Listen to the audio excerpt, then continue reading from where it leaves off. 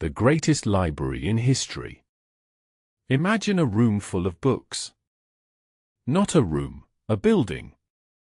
Not a building, a complex of buildings, spread across several city blocks, connected by colonnaded walkways, surrounded by gardens and fountains, and the particular quality of Mediterranean light that falls differently in Alexandria than anywhere else, bouncing off the white stone and the blue harbor and the endless Egyptian sky.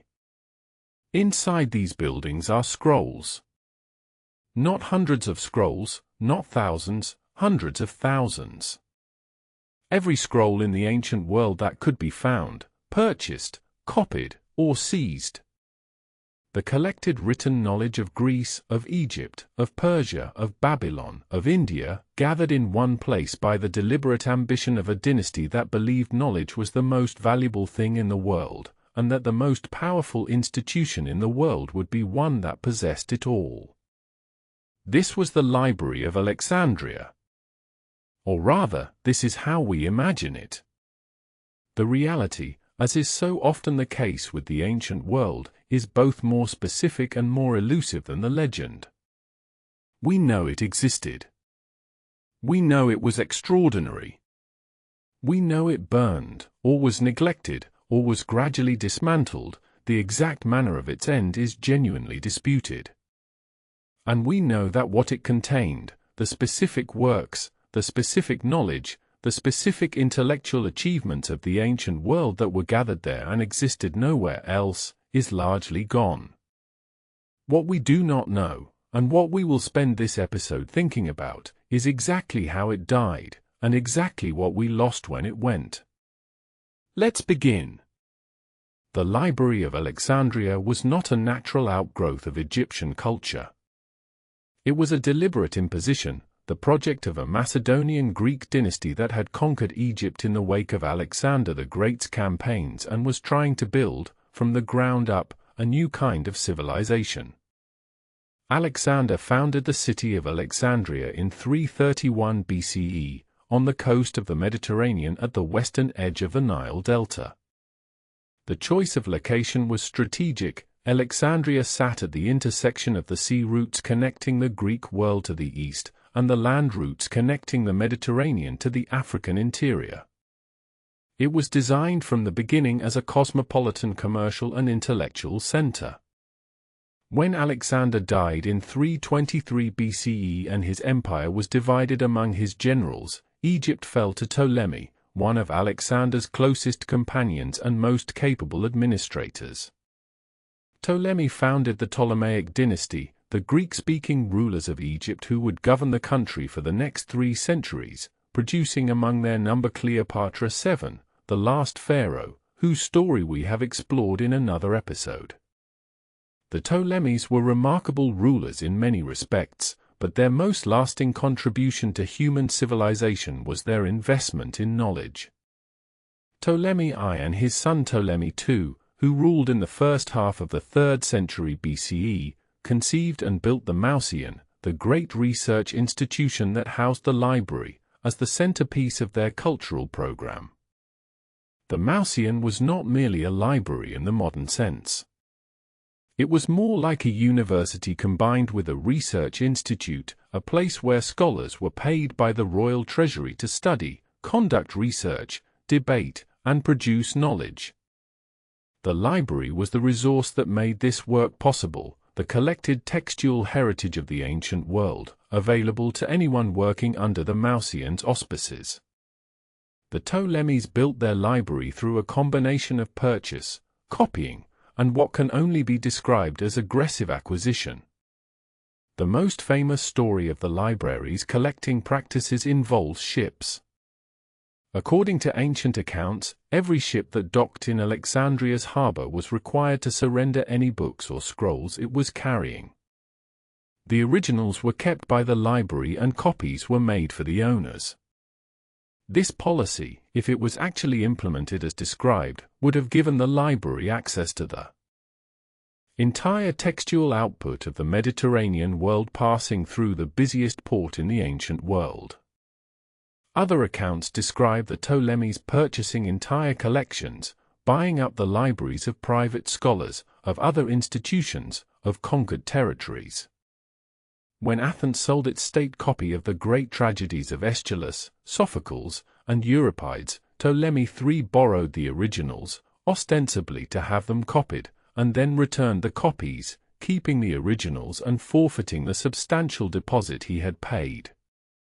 The deception was apparently considered worth the cost. Agents were sent throughout the known world to find and purchase texts. Translations were commissioned, the most famous being the Septuagint, the Greek translation of the Hebrew Scriptures, which tradition says was produced by 72 Jewish scholars brought to Alexandria specifically for this purpose. The result, at the library's height, was a collection estimated by ancient sources at between 400,000 and 700,000 scrolls. These numbers cannot be verified, and ancient numerical estimates are often unreliable.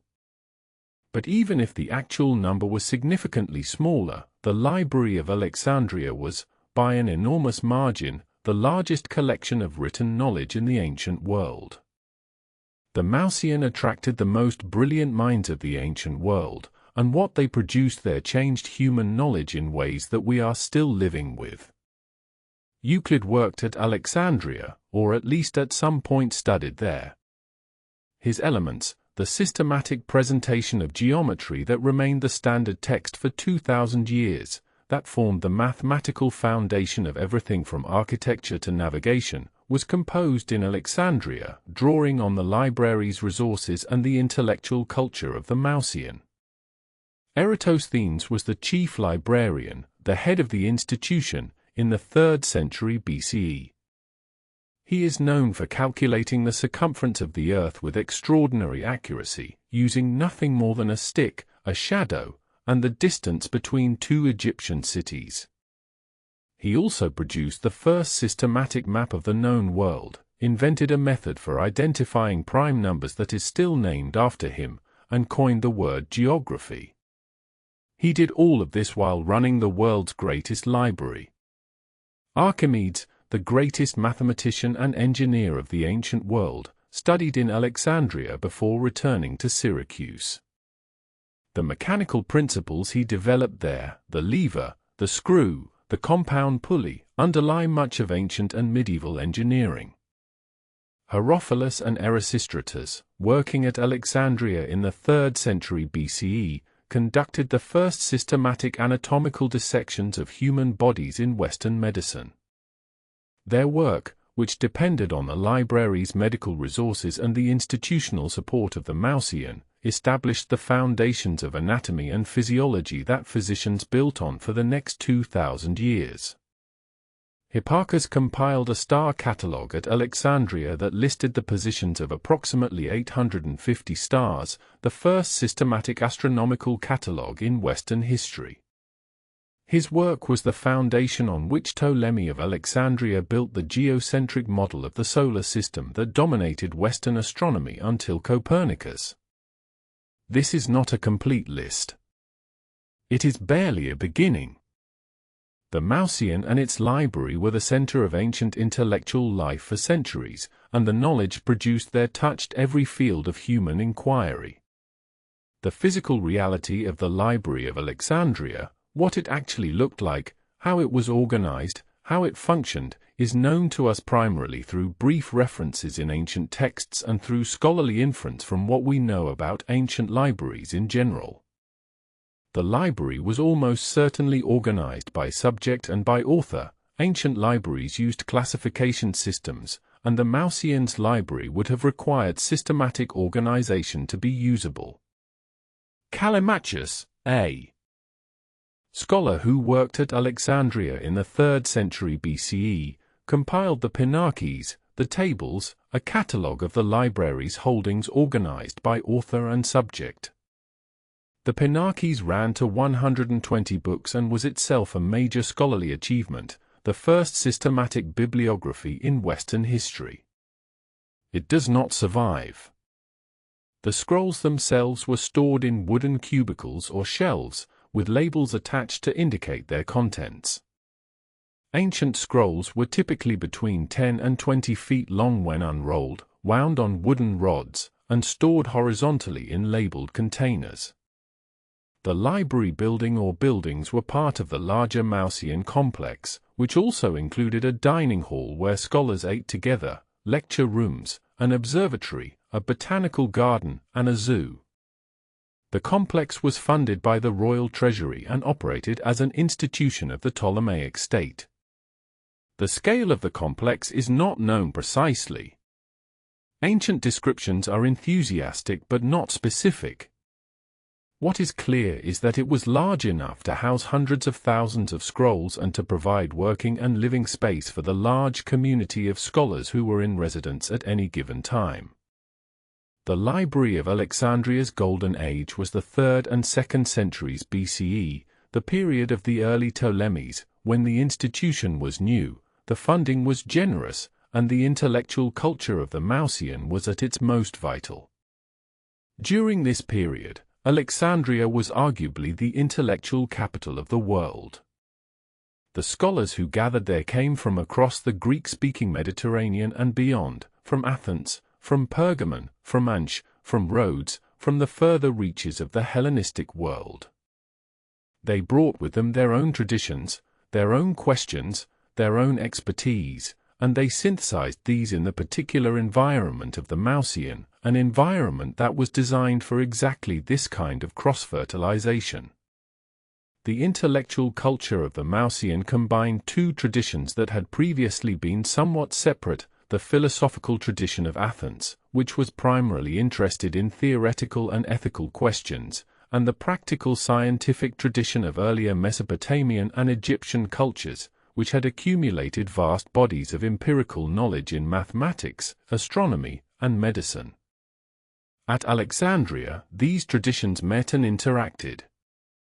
The mathematical precision of Babylonian astronomy combined with the Greek love of theoretical explanation to produce the systematic observational astronomy of Hipparchus and later Ptolemy. The empirical medical knowledge of Egyptian physicians combined with Greek anatomical theory to produce the systematic medicine of Herophilus and Galen. The result was something new, a culture of systematic inquiry that combined empirical observation with theoretical explanation, and that represents, in many ways, the beginning of the scientific tradition. The Library of Alexandria did not exist without competition. In the 2nd century BCE, the Kingdom of Pergamon, a Hellenistic state in what is now western Turkey, established a rival library that grew to become the second largest in the ancient world, reportedly containing approximately 200,000 scrolls. The competition between Alexandria and Pergamon was fierce, and ancient sources describe the Ptolemies attempting to undermine their rival by restricting the export of papyrus, the writing material made from Egyptian reeds that was the primary medium for ancient texts. In response, Pergamon is credited with developing or perfecting a different writing medium made from prepared animal skin, parchment, which takes its name from the city, Pergamena. Whether this story is entirely accurate is debated, but it captures something real about the intellectual and political rivalry between the two great libraries of the Hellenistic world. Knowledge was understood, by the rulers who funded these institutions, as a source of power, and the city with the better library had an advantage. The library at Pergamon was eventually absorbed into the Alexandria collection when Mark Antony reportedly gave it to Cleopatra as a gift, replenishing the Alexandrian collection after losses it had suffered. This story, too, is of uncertain reliability. It appears only in late sources, but it illustrates the degree to which the ancient libraries were understood as political and cultural assets rather than merely intellectual resources. The colonnade is quiet in the afternoon heat. Scholars are bent over scrolls in the reading rooms. The smell of papyrus and lamp oil permeates the building. Somewhere in the complex, Eratosthenes is calculating the size of the earth. Somewhere, Herophilus is writing up the results of a dissection. Somewhere, a copyist is working through the text of a play by Sophocles that will be read, or not read, for another 2,000 years. In Part 2, we go inside the library more fully, through the specific works that were there, the specific knowledge that was assembled, the things we know were lost. Rest here. The scrolls are on their shelves. All of them. For now. What was inside? What was in the Library of Alexandria? This is the question that makes the library's destruction, however it happened, genuinely tragic rather than merely historically significant. It is not the building we mourn. It is the contents. And the contents are mostly unknown to us, because most of what was there is gone. We know what survived. We have the works of Homer, because they were so widely copied that multiple independent manuscript traditions preserved them. We have most of Plato and Aristotle, for similar reasons. We have the plays of Sophocles and Euripides, some of them, not all. We have the histories of Herodotus and Thucydides. We have Euclid's geometry, Archimedes' mathematics, Ptolemy's astronomy. What we do not have is everything else. And everything else is most of it. Before Socrates, before Plato, before the philosophical tradition that we know as classical Greek philosophy, there was a generation of thinkers who asked fundamental questions about the nature of the universe and proposed answers that were, by any measure, extraordinary. Heraclitus of Ephesus, who lived around 500 BCE, proposed that reality was fundamentally characterized by change and flux, that the appearance of stability was an illusion, that the underlying nature of things was a process rather than a substance. He wrote one book, On Nature, which was famous in antiquity for its difficulty and its depth. Fragments of it survive, quoted by later authors. The book itself is gone. Democritus of Abdera proposed, in the 5th century BCE, that all matter was composed of indivisible particles, atoms, moving through empty space. He wrote more than 60 works on subjects ranging from physics to ethics to mathematics. A few fragments survive. The works are gone. Anaximander, Anaximenes, Empedocles, Anaxagoras, these and many others left behind traditions that shaped subsequent philosophy and science, but whose actual writings are known to us only through quotations and summaries in later authors. The Library of Alexandria almost certainly held complete copies of their works. Those copies are gone. What did Heraclitus actually say, in full, about the nature of change? What were Democritus's complete arguments for atomism? We do not know. We have fragments, enough to know that these were extraordinary minds, not enough to fully reconstruct their thinking. Ancient Greek drama was produced in extraordinary quantities during the 5th and 4th centuries BCE, and the Library of Alexandria contained a large portion of this output. Sophocles wrote approximately 120 plays. 7 survive.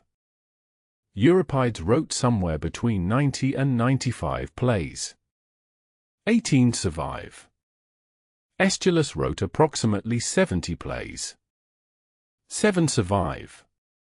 These survival rates, roughly 5 to 8%, reflect the general fate of ancient literature, and the Library of Alexandria is central to understanding why so little survived.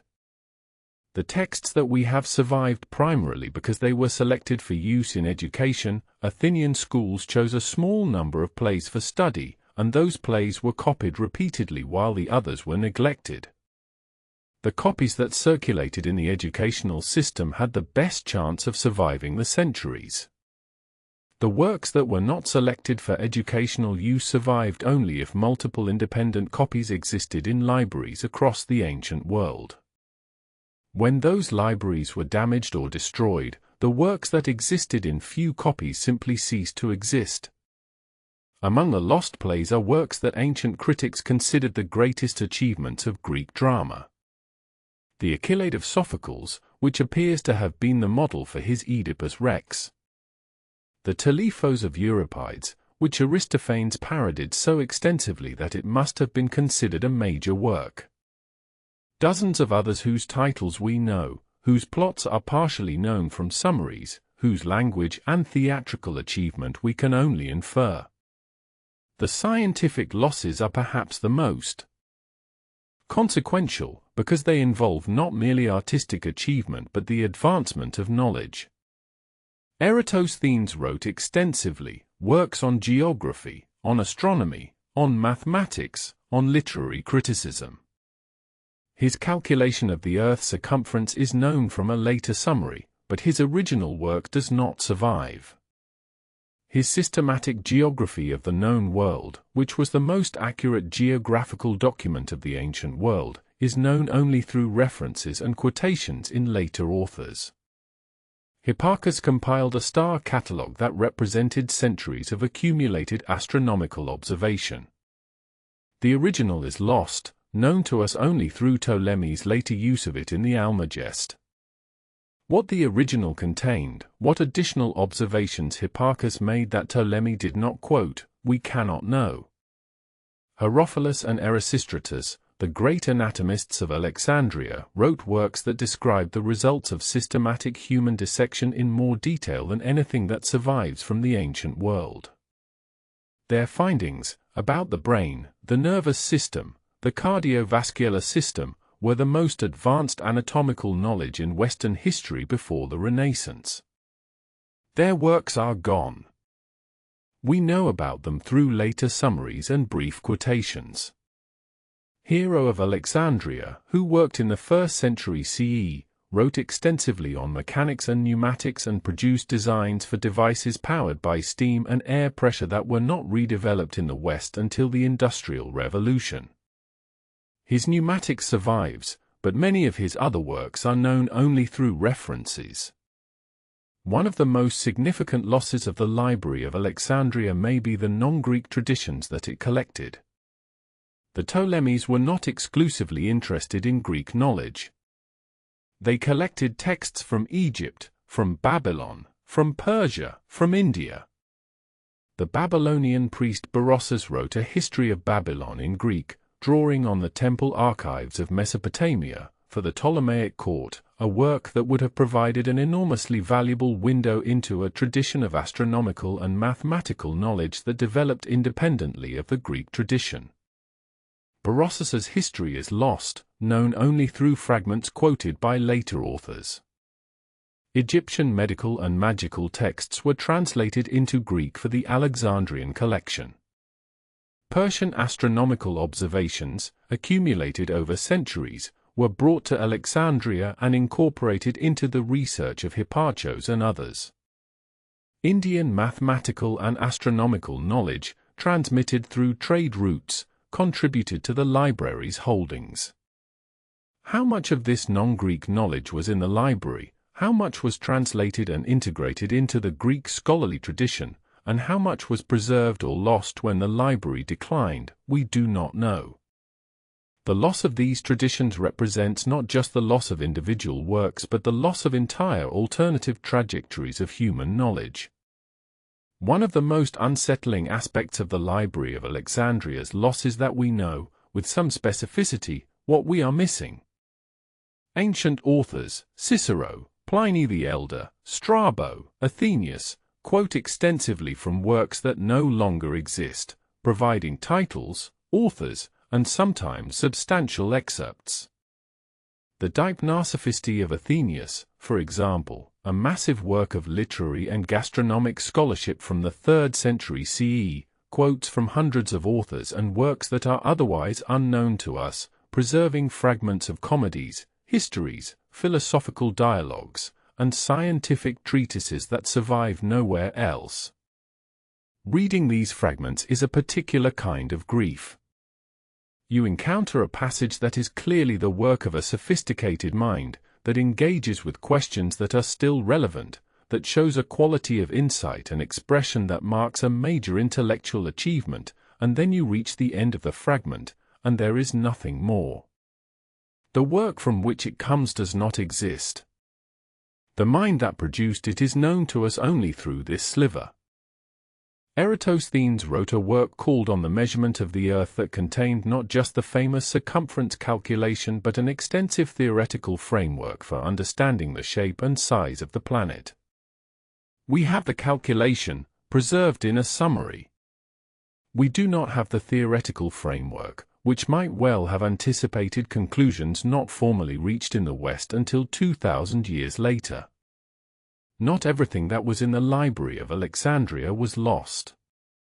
A significant portion of the ancient Greek literary and scientific tradition survived, through a combination of factors: widespread copying that created multiple independent manuscript traditions, the interest of Byzantine scholars who preserved and transmitted Greek texts through the medieval period, and the translation movements of the Islamic Golden Age, when Arabic scholars translated Greek scientific and philosophical texts and preserved them in a form that was eventually transmitted back to Western Europe. The works of Aristotle survive because they were translated into Arabic during the Islamic Golden Age and preserved in Arabic manuscript traditions when the Greek originals were lost.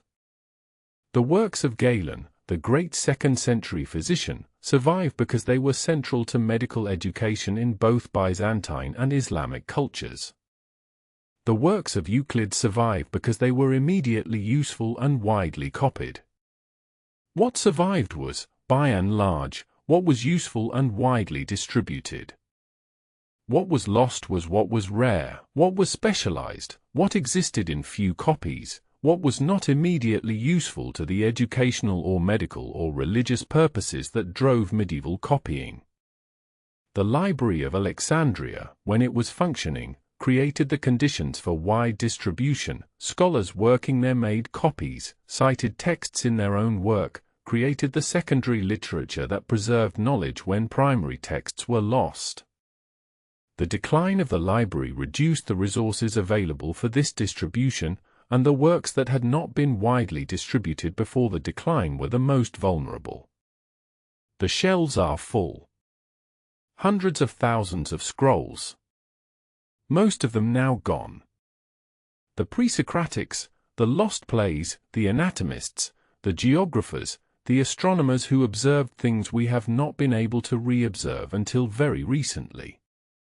In Part 3, we go through how the library died, through the historical record of its decline, the fires that were real and the fires that were exaggerated, and the long slow process of neglect and disruption that ended the greatest intellectual institution in the ancient world. Rest here. The scrolls are on their shelves. For now. How it died. The Library of Alexandria did not burn in a single night. This is the most common misconception about the library's fate, and it is worth addressing directly before going further. The image of the library, a single magnificent building, a single catastrophic fire, a single night of loss, is vivid and emotionally compelling. It is also substantially wrong. The library's decline was a process, not an event.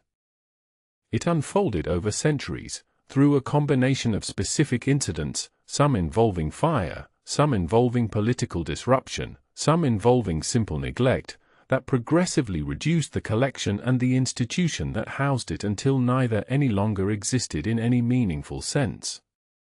Understanding how the library actually died is important not just for historical accuracy but for understanding what the loss means. A single catastrophic fire would be a tragedy of a specific kind, sudden, complete, final. The actual story is a tragedy of a different kind, slow, preventable, the accumulation of many smaller failures rather than one great disaster. The earliest specific incident that is associated with damage to the Library of Alexandria is Julius Caesar's visit to the city in 48 BCE, during which a fire broke out in the harbor. Caesar had arrived in Alexandria pursuing his rival Pompey, and he became embroiled in the civil war between the young pharaoh Ptolemy XIII and his sister Cleopatra, the conflict whose resolution, as we discussed in the Cleopatra episode, involved Caesar backing Cleopatra and eventually defeating the forces supporting her brother. During the fighting in Alexandria's harbor, Caesar set fire to some ships to prevent them from being used against him.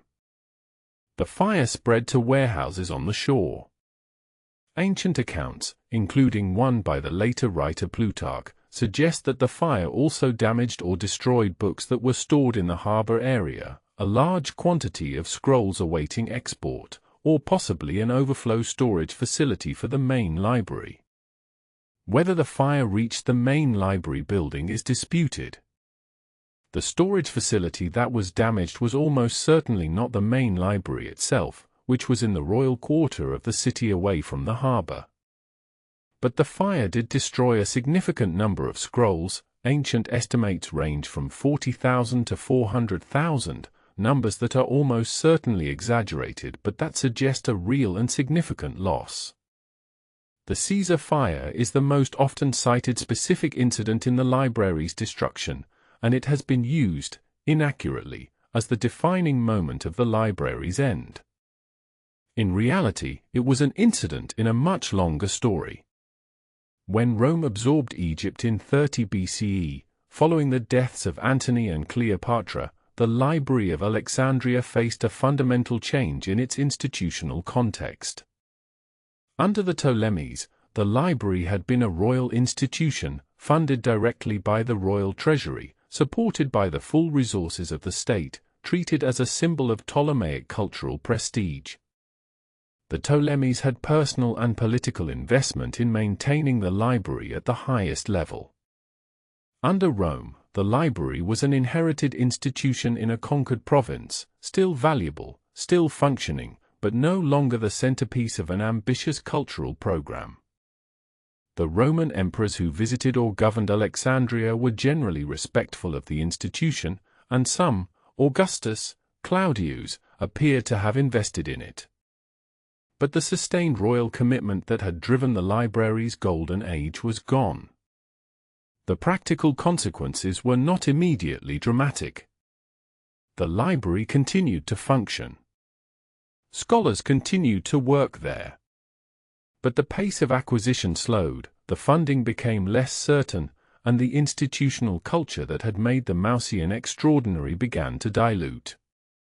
The city of Alexandria itself remained an important intellectual center through the Roman period. It was the second city of the empire, the commercial and cultural hub of the Eastern Mediterranean. But the library's role in this intellectual life was increasingly that of a resource rather than a generator, a repository that scholars used rather than an institution that drove research. In 270 to 271 CE, the Roman Emperor Aurelian fought a war to recapture Alexandria from the forces of Queen Zenobia of Palmyra, who had briefly taken control of Egypt. The fighting in Alexandria was intense, and the Brucheian, the royal quarter of the city, where the main library complex was located, was heavily damaged. Ancient sources suggest that a significant portion of the royal quarter was destroyed in the fighting, and that the library buildings in that area suffered serious damage. This is the moment that many scholars identify as the most significant in the library's physical decline, not Caesar's fire in the harbor, but Aurelian's reconquest of the city 2.5 centuries later. By this point, the main royal library may have already been in decline, and the Brucheians' destruction may have eliminated what remained of the original complex. Whether the daughter library, the secondary collection housed in the Serapeum, the great temple of the god Serapis, survived in better condition is uncertain. Ancient sources are not clear about the relationship between the two collections or their relative states at this period. In 391 CE, the Christian bishop of Alexandria, Theophilus, organized the destruction of the Serapeum, the great temple of Serapis that had been one of the most magnificent buildings in the ancient world and that housed the daughter library of Alexandria. The destruction of the Serapeum was part of a broader campaign by Theophilus against the pagan religious institutions of Alexandria, carried out with the explicit authorization of the Roman Emperor Theodosius, who had issued edicts prohibiting pagan worship. The temple was torn down, its contents destroyed, and a Christian church was built on the site. Whether the daughter library, if it still existed at this point, was also destroyed is debated. Some ancient sources suggest that it was. Others suggest that the library had already declined significantly and that the destruction of the Serapeum was the destruction of a shell rather than a functioning institution. The 391 destruction of the Serapeum has been used in some accounts as the definitive end of the Library of Alexandria, and it is certainly one of the most dramatic specific events in the library's story. But by 391, the great age of the library was long past. The institution that Eratosthenes and Euclid and Herophilus had worked in had not functioned at anything like its original capacity for centuries. The most dramatic, and the most controversial, story about the Library of Alexandria's destruction involves the Arab conquest of Egypt in 641 CE. According to a story that appears in several medieval Arab sources, the Arab general Amr ibn al-As, after conquering Alexandria, consulted the Caliph Omar about what to do with the library's books. Omar's response, as recorded in these sources, was, "If the books contain what is in the Quran, they are superfluous; if they contain what contradicts the Quran, they are dangerous. Either way, they should be burned." The books were distributed to the 4,000 bathhouses of Alexandria as fuel, and it took 6 months to burn them all. This story is almost certainly apocryphal. Modern historians have identified it as a very late addition to the historical record. It does not appear in early Arab sources, and the earliest versions of the story date from several centuries after the events they purport to describe. It appears to be a legend created to explain the disappearance of ancient learning, attributing to Muslim conquerors a destruction that had in fact occurred through a much longer and more complicated process. The Arab conquest of Alexandria in 641 is a historical fact. Whether any significant collection of ancient books was still intact at that point, whether the library had survived in any meaningful form through 5 centuries of Roman rule, civil war, religious conflict, and institutional decline, is extremely doubtful. By 641, the Library of Alexandria as a functioning institution was almost certainly already gone. The Arab conquest may have eliminated whatever remnants remained. It did not, in the dramatic sense of the story, burn the greatest library in history in 6 months of bathhouse fires. The honest account of how the Library of Alexandria died is not dramatic. It died because the Ptolemaic dynasty that had funded and sustained it was replaced by Roman rule that had less institutional commitment to it. It died because the royal quarter of Alexandria was damaged in successive military conflicts. It died because the Christian transformation of the Roman Empire changed the cultural priorities of the ruling class in ways that made pagan intellectual institutions less valued and more vulnerable. But most of all, it died because maintaining a collection of hundreds of thousands of scrolls in a Mediterranean climate is extremely difficult. Papyrus is fragile. It deteriorates in humidity. It is eaten by insects. It burns. Without active, sustained effort to repair, recopy, and protect the collection, a library of this size would naturally lose a significant percentage of its holdings every decade. The golden age of the library, the period when the Ptolemaic treasury was paying scholars to work there, when ships were being searched for new texts, when the finest minds of the ancient world were gathered in Alexandria, was relatively brief. Perhaps a century and a half of genuine institutional vitality, followed by a much longer period of gradual decline. The death of the library was the death of the civilization that had created it, not in a single moment of catastrophe, but in the slow withdrawal of the resources and the commitment and the cultural values that had made it possible. The scrolls are fewer now. Not dramatically fewer, not gone overnight, but fewer, decade by decade, as papyrus deteriorates and fires break out and funds are reduced and scholars go elsewhere, and the institution that was the center of the ancient world's intellectual life becomes, gradually, a memory of what it was. In Part 4, we ask what we actually lost, not in terms of specific works, but in terms of what the library's existence and loss means for human civilization and the accumulation of knowledge. Rest here. The shelves have empty spaces now. More every year. What we lost. There is a way of thinking about the Library of Alexandria's loss that focuses on the specific works, the plays of Sophocles, the writings of Democritus, the anatomical treatises of Herophilus, and asks what those works contain that we no longer know. This is a legitimate way of thinking about the loss, and we have engaged with it. But there is another way of thinking about it that may be more important, not what was in those specific works, but what the existence of the library made possible. The Library of Alexandria was not just a repository of knowledge. It was a machine for producing knowledge. It brought scholars together in one place, gave them access to the accumulated work of their predecessors, created the conditions for the cross-fertilization of ideas across disciplines and traditions, and sustained a culture of systematic inquiry that was, in the ancient world, unique. The loss of the library was not just the loss of specific texts. It was the loss of a model, of proof that this kind of institution was possible, that it could be built and sustained, that the investment in gathering and sharing knowledge would produce returns that justified the cost. The period between the decline of the Library of Alexandria and the Renaissance, roughly from the 4th century to the 15th century CE, was not a period of intellectual stagnation, and the term Dark Ages is misleading in ways that historians have rightly challenged.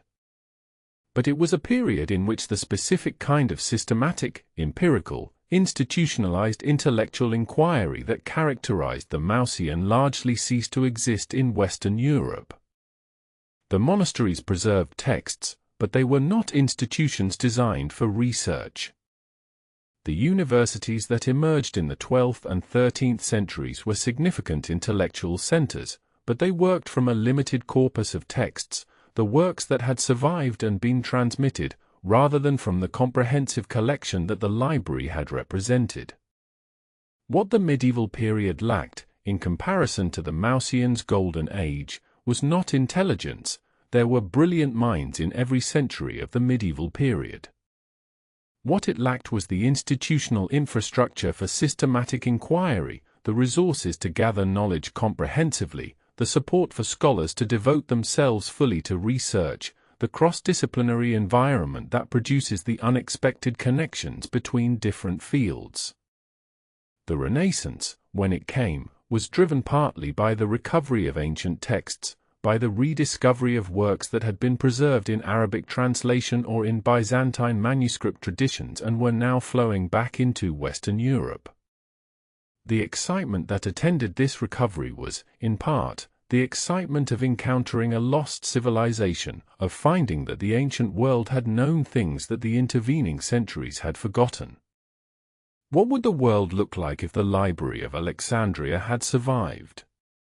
This is a question that historians generally avoid. Counterfactual history is methodologically hazardous, and the variables are too many and too uncertain to allow confident conclusions.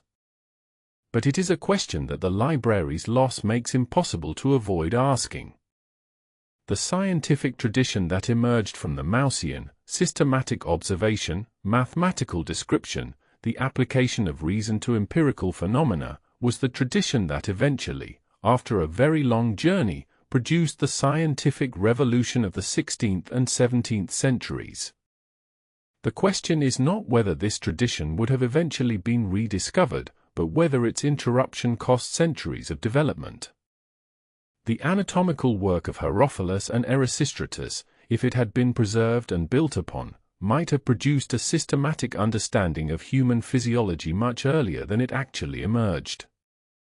The atomic theory of Democritus, if it had been developed rather than lost, might have anticipated aspects of modern chemistry by more than 2 millennia.